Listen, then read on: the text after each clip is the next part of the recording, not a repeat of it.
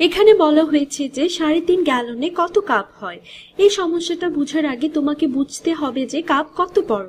আসলে আমি তোমাদের একটু ধারণা দেব যে কত কাপে 1 পাইন্ট হয়, আর কত পাইন্টে 1 কোয়ার্ট হয়, আর কয় কোয়ার্টে 1 গ্যালন হয়। ধরো আমি একটা ঘন বস্তু আঁকি। ধরে নাও যে এটা একটা গ্যালন। সাধারণত তুমি একটা গ্যালন দেখো যখন তুমি একটা দুধের গ্যালন দেখো। তাহলে ধরো এটা একটা গ্যালন। তোমরা এখানে একটা হাতল কল্পনা করে নিতে পারো। ধরে নিতে পারো যে এটা একটা গ্যালন ভর্তি দুধ। এখন 4 কোয়ার্টে 1 গ্যালন হয়। আমি এখানে লিখছি 4 কোয়ার্ট 1 গ্যালনে। এখন আমাকে যদি এখানে কোয়ার্ট দেখাতে বলে তাহলে আমি এই গ্যালনকে 4 ভাগে ভাগ করব এবং প্রতিটা ভাগ হবে 1 কোয়ার্ট। তাহলে আমাদের এখানে আছে 4 কোয়ার্ট। এই অংশটা হলো 4 কোয়ার্ট। তাহলে এটাকে যে আমি এখানে নীল বানিয়ে দিয়েছি, এটা হবে 1 কোয়ার্ট। আমি দেখতে পাচ্ছি যে এই পুরো গ্যালনে এরকম 4টা আছে। এখন তুমি এই কোয়ার্ট গুলোকে পাইন্টে রূপান্তর করতে পারো। 2 পাইন্টে 1 কোয়ার্ট হয় 2 পাইন্টে 1 কোয়ার্ট। তাহলে এই যে আমি এখানে কোয়ার্ট এঁকেছি, এটাকে আমি দুভাগে ভাগ করতে পারি। এভাবে আমি এটাকে দুভাগে ভাগ করতে পারি। আর এই যে ছোট অংশটা যেটাকে আমি গোলাপি রং দিয়ে আঁকছি, এটা হলো 1 পাইন্ট। এটা হলো পাইন্ট। এখন সবশেষে 2 কাপে হয় 1 পাইন্ট। তাহলে 2 কাপে হয় 1 পাইন্ট।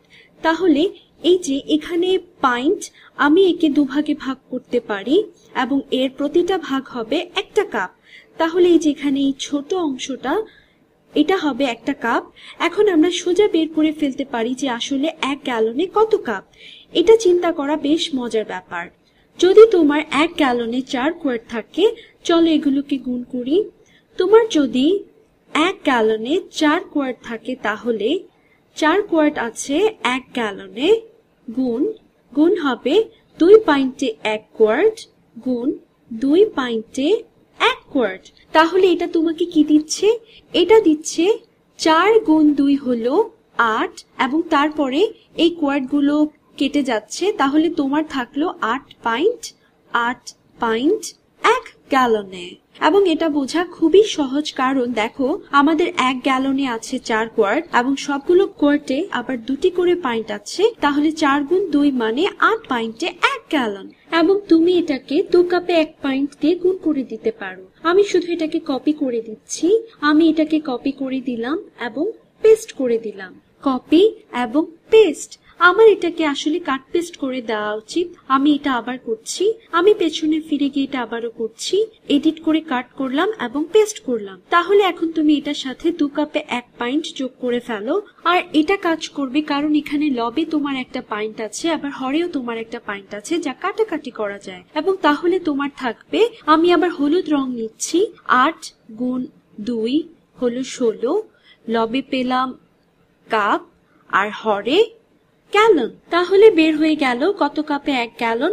আমাদের এখানে যে অংশটা, এটা এই পুরো ঘন বস্তুটার বা গ্যালনটার 16 ভাগের 1 ভাগ। আমরা এখন আমাদের সমস্যাটা সমাধান করিনি। আমরা আসলে বের করতে চাই যে 3.5 গ্যালনে কত কাপ। চলো এখানে লিখে ফেলি। আমাদের কাজ করতে হবে 3.5 গ্যালন নিয়ে। আমি এই মিশ্র ভগ্নাংশ নিয়ে কাজ করতে পছন্দ করি না। আমি এটাকে একটা অপ্রকৃত ভগ্নাংশে বানিয়ে দিচ্ছি। তাহলে এটার মানে হলো 3 গুণ 2 যোগ 1 সমান 7/2। তাহলে তুমি যদি 7 কে 2 দিয়ে ভাগ করো তাহলে তোমার ভাগফল 3 এর সাথে একটা 1 ভাগশেষ থাকবে, মানে এটা হলো 7.5। তাহলে আমরা জানতে চাই যে 7/2 গ্যালনে কত কাপ হয়। তাহলে আমরা শেষে গিয়ে কাপ পেতে চাই এবং গ্যালনগুলো কেটে ফেলতে চাই, তাই না? তাহলে আমাদের লবে একটা গ্যালন আছে আর হরে কিছুই নেই। তাহলে আমরা এটাকে গ্যালন দিয়ে ভাগ করতে চাই এবং আমাদের লবে কাপ থাকতে হবে এবং হরে গ্যালন থাকতে হবে।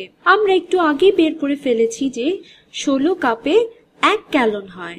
যখন তুমি এই দুটাকে গুণ করো তখন এই গ্যালন আর এই গ্যালন কেটে যায় এবং তোমার হাতে শুধু কাপ থাকে। এটাই আমরা চেয়েছিলাম। তাহলে এটা হবে, এই দুটোকে গুণ করলে হবে 7 গুণ 16 ভাগ 2 কাপ। তারপরে 16/2 অথবা তুমি লিখতে পারো যে 16/2 হলো 8 আর 2/2 হলো 1। তাহলে এটা হয়ে গেল 7×8/1 বা শুধু 7×8 যেটা হলো 56। তাহলে এটা সমান হলো 56 কাপ। আর এটা বোঝাই যাচ্ছে যেহেতু কাপ অনেক ছোট একটা একক, তাহলে তোমার যদি 3.5 গ্যালন থাকে তাহলে তোমার সেখানে 3.5-এর থেকে অনেক বেশি কাপ থাকবে। তাহলে এটাই আমাদের উত্তর।